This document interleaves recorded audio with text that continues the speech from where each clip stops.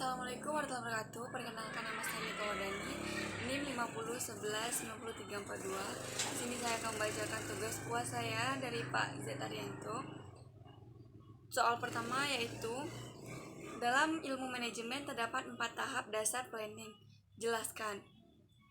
Tahapan pertama yaitu menetapkan tujuan atau serangkaian tujuan.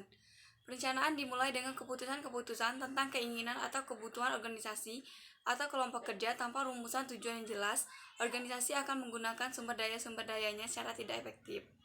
Tahapan kedua yaitu merumuskan keadaan. Pemahaman akan sisi perusahaan sekarang dari tujuan yang hendak dicapai atau sumber daya yang tersedia untuk pencapaian tujuan adalah sangat penting karena tujuan dan rencana menyangkut waktu yang akan datang. Tahapan ketiga, mengidentifikasi segala kemudahan dan hambatan. Segala kekuatan dan kelemahan, serta kemudahan dan hambatan perlu diidentifikasikan untuk mengukur kemampuan organisasi dalam mencapai tujuan. Tahapan keempat, mengembangkan rencana atau serangkaian kegiatan untuk pencapaian tujuan. Tahapan terakhir dalam proses perencanaan meliputi pengembangan berbagai alternatif dalam proses pencapaian tujuan, penilaian alternatif tersebut, dan pemilihan alternatif terbaik di antara berbagai alternatif yang ada. Soal kedua, yaitu ada beberapa teori tentang motivasi. Jelaskan. Teori pertama tentang teori kebutuhan, bahwa kebutuhan psikologikal yaitu rasa lapar, haus, istirahat, dan seks. Kebutuhan rasa aman, kebutuhan akan kasih sayang, kebutuhan akan harga diri, aktualisasi diri dalam artian tersedianya kesempatan bagi seseorang untuk mengembangkan potensi yang terdapat dalam dirinya sehingga berubah menjadi kemampuan yang nyata. Teori kebutuhan berprestasi dari MC Cleland dikenal tentang teori kebutuhan untuk mencapai prestasi atau need for achievement. Ia menyatakan bahwa motivasi berbeda-beda sesuai dengan kekuatan kebutuhan seseorang akan prestasi. Teori ketiga, teori 2 faktor.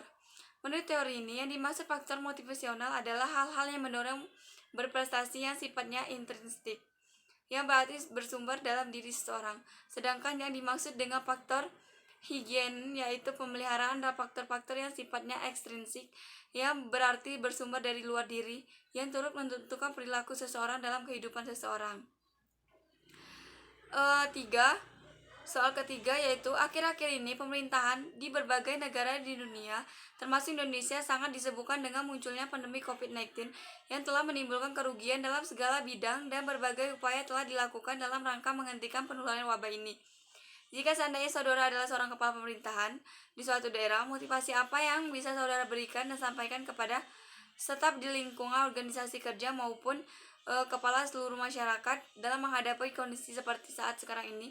Jelaskan dan ilustrasikan motivasi yang dimaksud.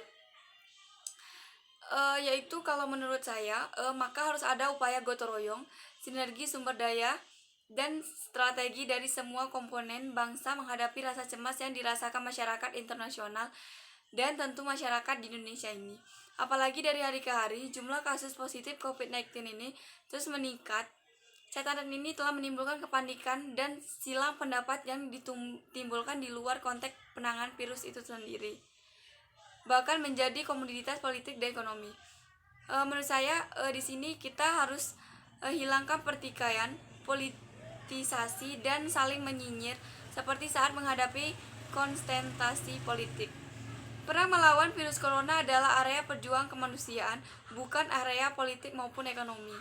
Kita kecam oknum dari unsur manapun yang menjadikan bencana COVID-19 sebagai komoditas politik maupun komoditas ekonomi, seperti yang dilakukan oleh oknum yang tidak memiliki empati kemanusiaan dengan memanfaatkan kepanikan masyarakat.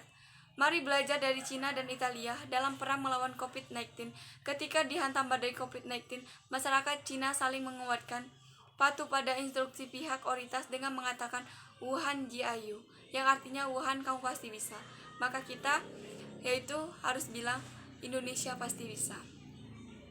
Mari kita jadikan musibah meluasnya pandemi virus corona ini sebagai momentum untuk memperkuat solidaritas sosial sama anak bangsa dalam menghadapi beragam bencana tersebut. Mungkin hanya itu yang dapat saya sampaikan. Lebih dan kurangnya mohon dimaafkan. Wassalamualaikum warahmatullahi wabarakatuh.